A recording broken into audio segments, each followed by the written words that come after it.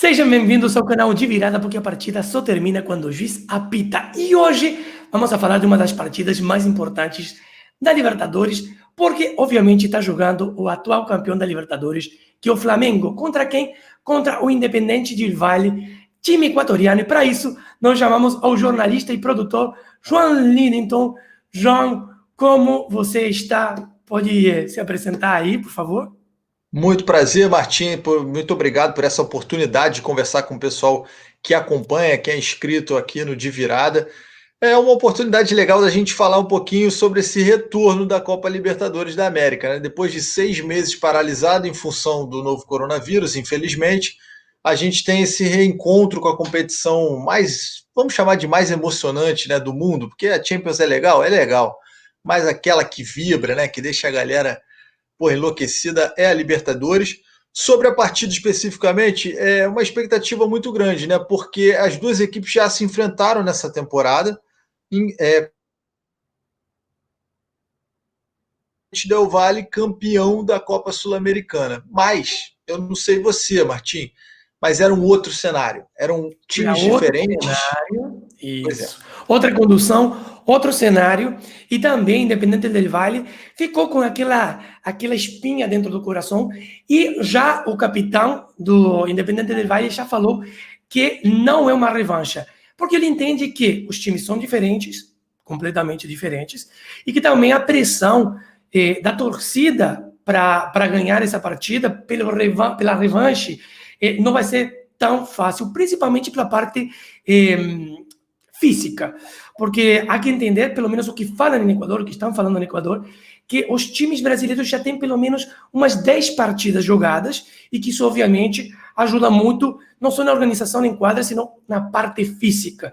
Então, Cristian Pellerano, que é argentino, que é o capitão Independente del Valle, já falou que, de jeito maneira, ele está tomando como uma revanche, mas o que se escuta no Equador, principalmente do torcedor de Independente del Valle, é que quer ganhar, obviamente, com o favor, com a vantagem de um estádio que está a 2.850 metros de altura. Você acha que isso vai influenciar também na partida, principalmente no físico do Flamengo? Então, Martim, eu acho assim, você está botando o melhor time da América do ano passado contra um dos melhores dessa temporada. Não sou eu que estou dizendo, são os números do Independente Del Valle. É um time que está invicto, chega invicto desde a retomada do Campeonato Equatoriano, foram 9 partidas, o time está com 6 vitórias e 3 empates, é o líder do Campeonato Equatoriano momentaneamente, porque tem um joguinho a mais que a LDU, enfim, mas está ali no páreo pela primeira posição. É um time treinado pelo Miguel Ángel, que foi sim objeto de desejo do Flamengo e era um dos nomes da lista caso o Domenech não acertasse com o Flamengo. É bom Outro sempre lembrar europeu disso. dentro do futebol americano, interessante como vai ser esse duelo, porque obviamente, como todos os torcedores do Flamengo conseguiram pelo menos assistir naquela final da Recopa, o Independente del Valle vem há 5, 6 anos com um jogo muito diferente que nós jogamos aqui, organizado da base do jogo, com muita velocidade pelas Agradável. pontas, Um jogo agradável agradável de de ver. ver. Isso. Não é um time que jogue como, pelo geral, se joga defendendo e jogando a bola lá na área, e principalmente em um lugar que é um castelo, é inexpugnável. Em todas as partidas, 16 partidas que tem jogado o Independente del Valle lá, nunca perdeu. Está invicto na Taça Libertadores.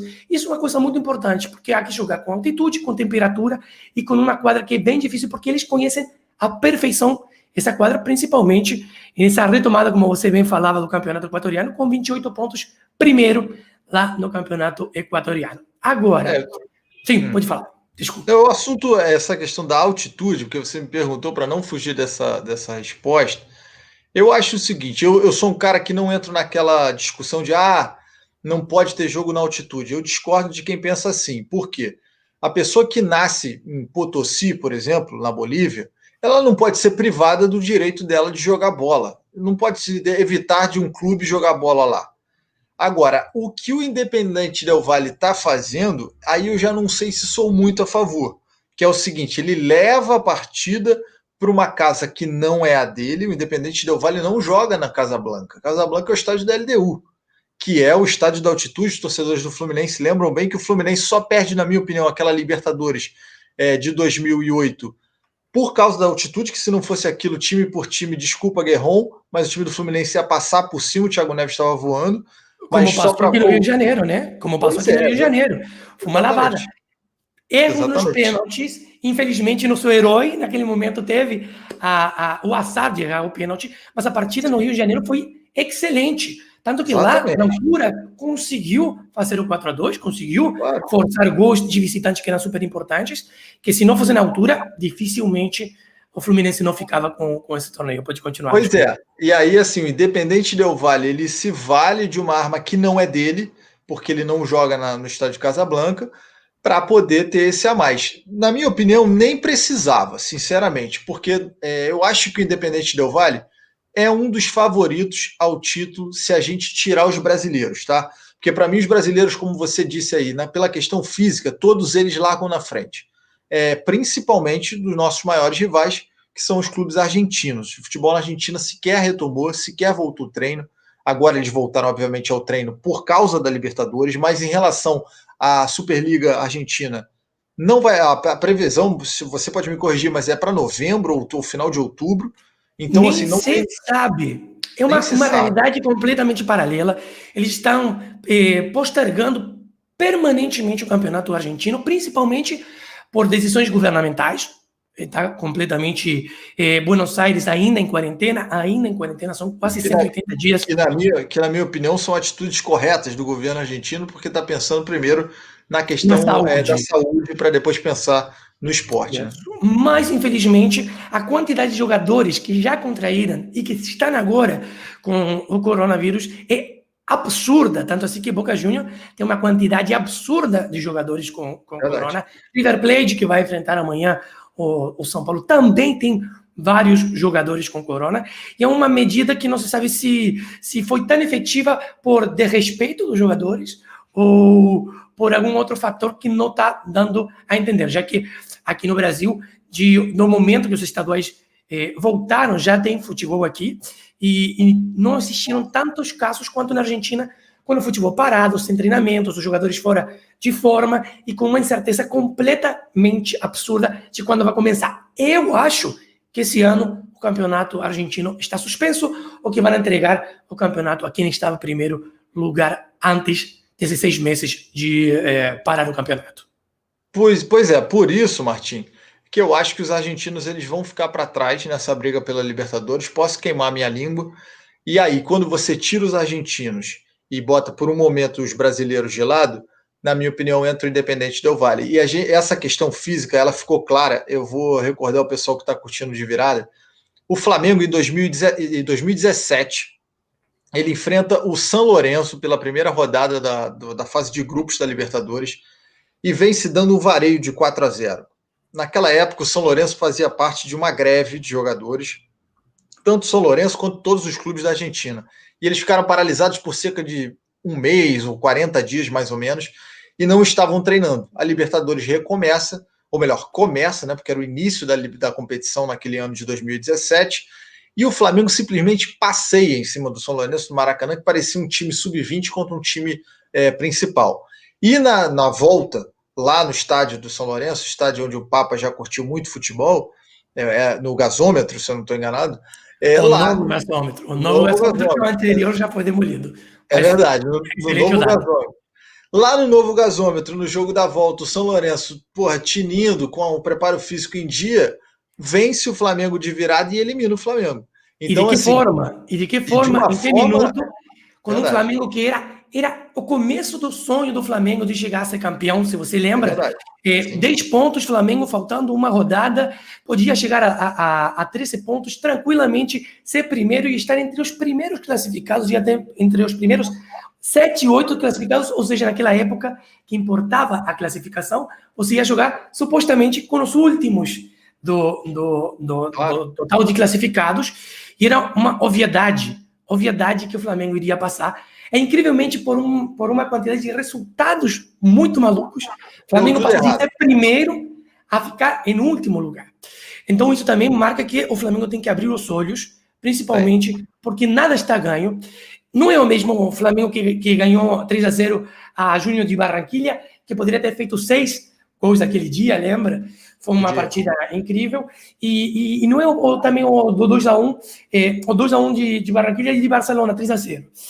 Não é o mesmo time, mas você acha que com essas partidas no Brasileirão, essas últimas partidas do Brasileirão, o Domenech começou a entender um pouco, por mais que mudou muito, começou a entender um pouco o posicionamento de alguns jogadores que não tem que ser mexidos, que se Jesus colocou determinados jogadores em determinados lugares, tem que ser respeitados, e que o jogo tático vem por outro lado. Você acha que já está começando a entender? Você acha que já não vai acontecer o que aconteceu na última partida, onde o Flamengo perdeu 2-0, sino que vai estar mais melhor armado como esteve no clássico contra a Fluminense? Você acha que esse vai ser mais ou menos o resultado do time? Como você acha que o Domenech vai a colocar o time? Vai continuar trocando ou vai a deixar um time um pouquinho mais estático?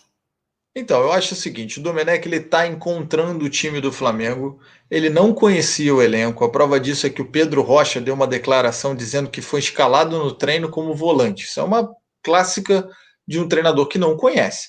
Então ele não é que não conhece de futebol, não conhece o elenco do Flamengo. Então ele está tateando ali para conhecer. Eu não sou muito a favor de um rodízio absurdo, tá? Eu acho que o Domenech precisa maneirar nas trocas, principalmente da função tática, por exemplo. O Everton Ribeiro joga um dia na ponta, onde ele brilha, e na rodada seguinte ele joga no meio, onde ele não brilha tanto. Então, assim, mudar taticamente. Vou daqui. O Jesus, muita gente não se atentou, mas o Jesus, aquele time que o torcedor sabe de cor e salteado, que começa com Diego Alves, termina com Gabigol, que passa por uma zaga de Pablo Mari, que tem Felipe Luiz na esquerda, que tem Rodrigo Caio com Pablo Mari, tem Rafinha. Ou seja, o time que o torcedor do Flamengo sabe cantar, esse time só jogou 7 partidas com a formação original. Isso me causou muita estranheza quando as pessoas falaram isso, e eu fui pesquisar e realmente está certo. Esse time que todo mundo conhece do Flamengo só jogou 7 jogos. Não se repetia tanto também com o Jesus. Só que o problema é que o Jesus, ele malandramente, ele não mudava 6 peças. Ele botava um Reinier, ele botava um Vitinho de vez em quando, ele mexia ali na volância, tirava um volante e botava outro, ele começou com o Cuejá, depois ele achou Arão e Gerson. Ele não mudava todo mundo. Ele não mudava o esquema tático toda hora. Todo mundo sabia que o Flamengo jogava naquele 4-4-2 clássico, com os 2 atacantes ali, Arrascaeta e Everton Ribeiro com liberdade. O Domi não. O Domi ele joga uma partida com 2, joga com 3 atacantes, joga com o Diego fazendo a função de armação ali no meio, depois é o Everton Ribeiro. Isso incomoda o torcedor. O torcedor gosta de saber a escalação do time. Sim. Pode fazer rodízio? Pode, claro que pode, até porque o elenco é bom. Dá para fazer porque o elenco é bom. Mas eu acho que ele vai ter um grande teste, e é curioso, né? Porque é um teste parecido com o que o Jesus teve no assunto Libertadores. O Jesus também, no ano passado, a primeira bomba, vamos chamar assim, que ele pega é o jogo contra o Emelec. E que jogo! E que jogo, porque... E que ele inventa também, Martim. Ele bota, não sei se você não vai lembrar, ele bota uma formação completa, exatamente, uma formação completamente maluca, onde perdeu completamente o controle do meio da quadra. O Emelec dominou, e se vocês não lembram, teve um pênalti, que iria ser o 3-0, ia ser cartão vermelho para o Caio. E aí o VAR entrou em ação, não foi isso? O VAR entrou, foi quase 1 minuto 30 segundos para procurar uma falta do Emelec lá atrás na área. Lá atrás na área, que foi inacreditável. Os contras e secadores vão falar que foi agrede do Flamengo, os torcedores do Flamengo. Eu ouço dizer, Martim, que sim, se o Flamengo toma 3-0 do Emelec no Equador, a gente não pode prever o futuro, né? Como seria, mas ia ser difícil virar aqui no Maracanã. Tanto é que só conseguiu empatar o confronto. E aí força o pênalti. Eu acho que isso é muito importante, porque eu acho que essa partida delimitou tudo o que aconteceu depois. Imagina que toda a imprensa iria falar que o Jesus não conhecia o time, que para que trouxeram um treinador estrangeiro, sem conhecer absolutamente nada do futebol brasileiro, iriam criticar muito ele, e a pressão iria ser gigante. Ia ser uma pressão gigante nas costas do Jesus, que não iria poder manter o time. Iria a tentar, como bem fez. Se vocês lembram na partida no Maracanã, no primeiro segundo, o Flamengo foi a sufocar e tentar fazer os 3 gols o mais rápido possível. Conseguiu 2 gols o mais rápido possível, mas iria sufocar, mas com a tranquilidade do Emelec, iria ser diferente. Um gol do Emelec ia mudar tudo, o Flamengo iria ter que fazer 5, ia ser uma doideira, ia ser uma eliminação horrorosa, ia ser um investimento gigante que o Flamengo iria fazer, e outro ano de fracasso ia se parecer muito a partida que você estava relembrando para todo mundo, da Libertadores 2017, com o São Lourenço. Então, e assim, nada do mundo mágico do Flamengo de 2019 ia acontecer. Nada. Né? Que acabou acontecendo graças àquele start ali contra o Emelec. Agora, é um dos jogos, na minha opinião, Martim, mais aguardados da Libertadores. Eu lamento de verdade que seja logo da volta. Eu gostaria que o Flamengo pegasse primeiro o Barcelona de Guayaquil para dar uma esquentada, para depois pegar o Independiente. Por quê? Cara, é um jogo, na minha opinião, muito aguardado, porque está botando de frente 2 times candidatos a título. Um é campeão da Sul-Americana e o outro é campeão da Libertadores, já atual campeão da Libertadores. E não é uma questão, vocês estão inventando. Os números do próprio grupo mostram isso. São os 2 líderes do grupo A, os 2 estão com 6 pontos, 100% de aproveitamento. O Independente, inclusive, está na frente do Flamengo por causa de saldo de gols. Então, eu acho que quem vencer essa partida, tenho certeza, quem vence essa partida está classificado. Sim. Porque chega a 9 pontos, abre 9, pode abrir até 8 pontos no terceiro, porque se o Barcelona empatar com o Barranquilla, dispara o primeiro colocado. Então, assim, o Flamengo ir também para o jogo contra o Independente Del Valle, não é para ficar jogando atrás, segurando o resultado, mas o empate para o Flamengo não é um resultado tão ruim não, tá, torcedor? Não Sim, é lógico que a vitória todo mundo quer, mas um pontinho vai a 7, ganha do Barcelona, fez 10, tá tranquilo. Claro, há que pensar que também a partida de revanche contra o Independente del Valle vai ser aqui e vai definir também o grupo, ou seja, o Flamengo pode chegar a 10 pontos nas próximas 2 rodadas. Então, há que ter calma. Há uma regra que fala que tudo que você jogar no Maracanã, ou de local, se você ganhar esses 9 pontinhos, é só tirar um pontinho lá fora que você está classificado. Pelo geral, com 10 pontos você classifica. Pelo geral, com 10 pontos você classifica. Vocês ganharam de Júnior de Barranquilla 2-1 lá. Então é importante saber disso. E uma coisa super importante, saber que o Flamengo vai jogar na altura depois de 6 meses e que, pelo que eu venho vendo no Brasileirão, há um ponto físico do Flamengo que está um degrauzinho embaixo do que estava. Eu acho que muita coisa, muitos resultados, não são pelo futebol que está desempleado, porque tecnicamente não vejo muito erro. O que se vejo é um time que está um pouco perdido, que está um pouco cansado, e que nos últimos minutos é outro Flamengo. Começa mal, para mim, e termina meio mal. Tem ganhado nos últimos minutos, é verdade, tem empatado nos últimos minutos, por pênaltis, por um monte de coisa, mas é muito mais vontade que futebol. Eu acho que a altura, 2.850 metros de altura, pesa muito a partir do minuto 70 se você não administrar a calma. Se nos primeiros 20 minutos você não esperar o momento certo para correr, o momento certo para marcar, e que eles sabem muito bem dirigir essa bola. Uma das últimas perguntas. Sim, pode falar. Tem 2 pontos para mim que preocupam em relação ao Flamengo. A questão física, que você falou, que realmente está abaixo, e também a questão defensiva. O Flamengo de 2020 toma muito gol. Sim, é verdade. Tomou muito gol em momentos que eram controláveis. Isso que mais assombra, o que mais choca, porque o Flamengo, ano passado, era uma máquina.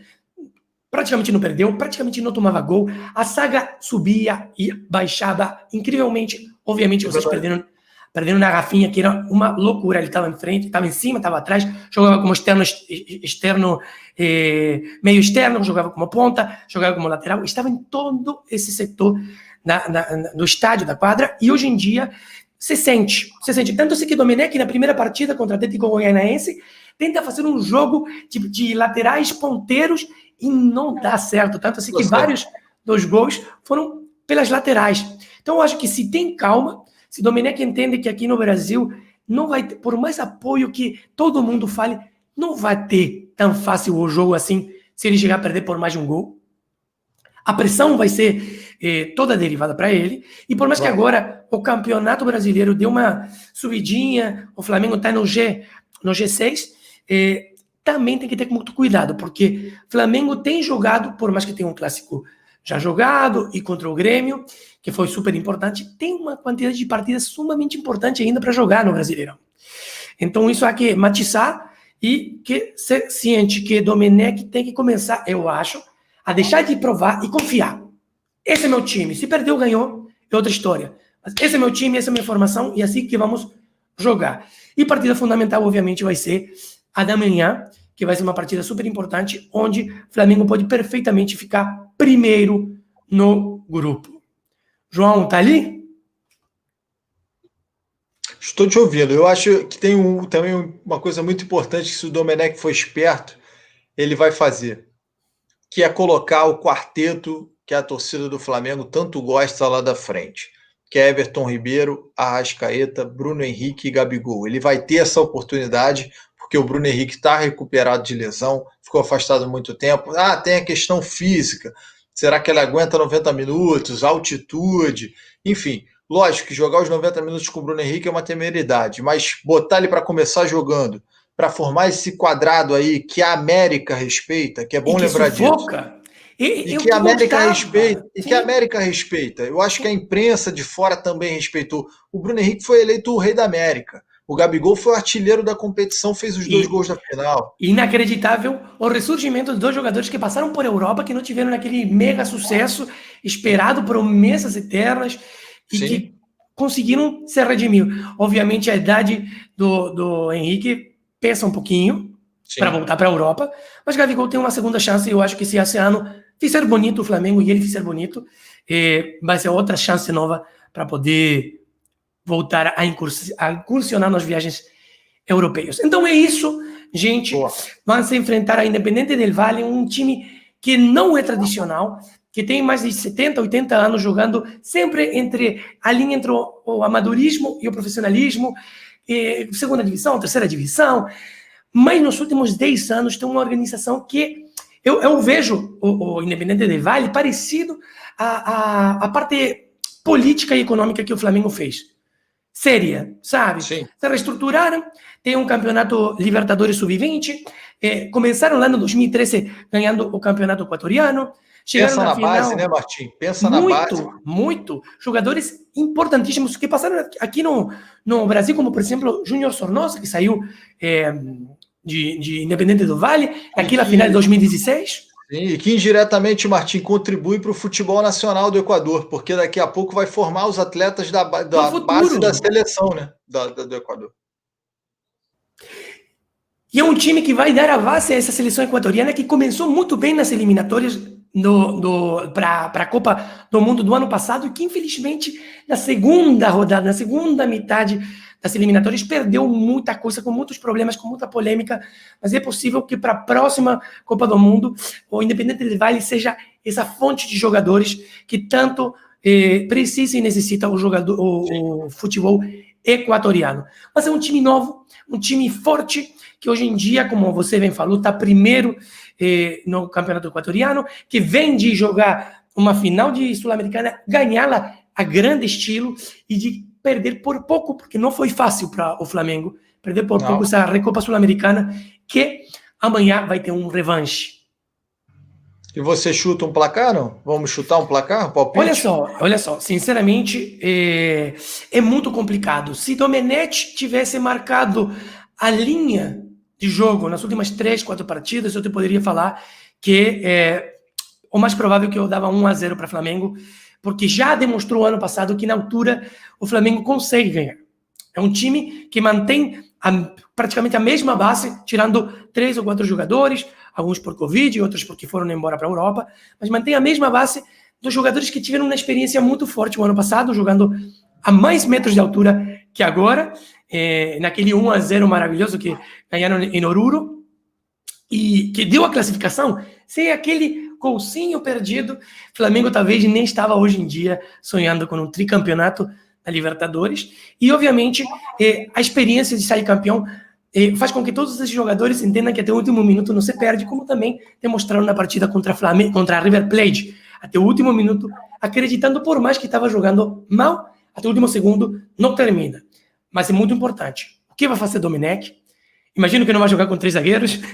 Imagino que vai proteger. Espero que não. Espero que Esperemos que jogue com uma coisa um pouquinho mais reservada, um 4-4-2, e se vê que tem possibilidades, trocar e colocar mais pessoal ofensivo.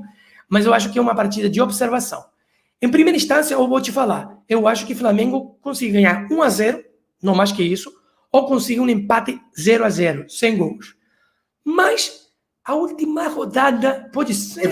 Vou de 1-1, e meu palpite é 1-1.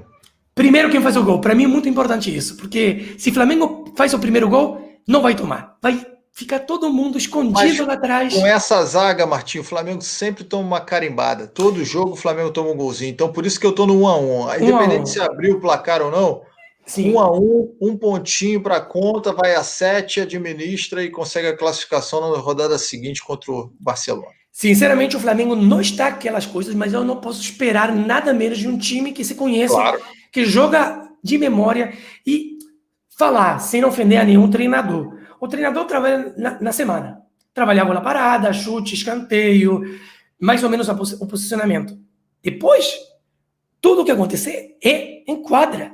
É o jogador que decide. Se você tem jogadores de qualidade, como tem o Flamengo, se você tem jogadores que não teriam que se amedrentar, que não teriam que ter pressão, para mim é claro que vai saber administrar os tempos. A menos que Domenech fale, vamos a correr, como se não tivesse amanhã. De repente, na Europa não existe tanta altura como para entender que o jogador vai cansar. E o jogador, se quer jogar de titular, vai ter que fazer o que o treinador falou. É por isso que muitas vezes times gigantes como o Flamengo podem chegar a tomar uma carimbada importante, como tomou, de repente, o Barcelona, há pouco tempo atrás, 8-2 contra o Bayern de Munique, ou como tomou Brasil na Copa do Mundo. Às vezes, times grandes, importantes, com grandes individualidades, infelizmente, podem chegar a perder o rumo por determinadas decisões de treinadores. Mas um pontinho serve, então galera, vá com calma. Tá bom. Um pontinho tá na conta. Então, eu espero que todos os flamenguistas se inscrevam no canal, deixem um like e vão seguir, por favor, a meu amigo João, que tem um canal maravilhoso de futebol russo, que é genial. Se você não sabe, ele vai te explicar. Ele já está explicando vários times, de onde vem, quais são suas características, e obviamente faz um percurso por todas as rodadas, informando quem ganhou, quem perdeu, e não fica só nisso. Assim que se você quiser escutar características de que cidade é, como são, quem é o destaque, vão para o canal Vodcão, que é o canal de futebol russo, imagino o único aqui no Brasil, assim que, por favor, vá prestigiar só lá. Tem um maluco, só deve ter um maluco que fala de futebol russo. Vodcão, canal do futebol russo, bota lá Vodcão Futebol Russo, você vai encontrar. Lá, quem vai ficar aqui na descrição, galera. Lá, quem sabe, Martim, dia eu darei a notícia de que Lincoln foi vendido, por exemplo, para o Lokomotiv Moscou. Garanto que a torcida do Flamengo ia gostar disso. Por vários milhões, e fazer uma troca interessante para ficar. Aí ia ser bom demais. Bom, galera, eu mando um beijo para todo mundo, espero que vocês gostem e que possam ver uma das partidas mais importantes que vai ter Flamengo nesse ano, porque a primeira partida vai delimitar o futuro do Flamengo. Talvez já tenha um pé na classificação, talvez tenha que suar, mas esperemos que o bicampeão da América, atual campeão da América, consiga continuar fazendo história. João, um abraço grande, você é o convidado eterno desse canal, assim que as portas estão abertas. Obrigado, Martim, pela oportunidade, um abraço para todo mundo que está curtindo o De Virada. Se prepara que tem muito mais vídeos sobre Libertadores aqui. Valeu! Isso mesmo, valeu galera, tchau, tchau!